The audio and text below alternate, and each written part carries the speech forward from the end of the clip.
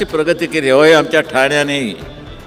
आणखीन विशेष करून एकनाथ शिंदे हे आनंद दिघे यांनी उभी केलेली माणसं आहेत, त्यांच्या तालमीत तयार झालेली माणसं आहेत. बोलतो तसाच वागतो, वचनाचे मोल जाणतो, माणसातला देव हा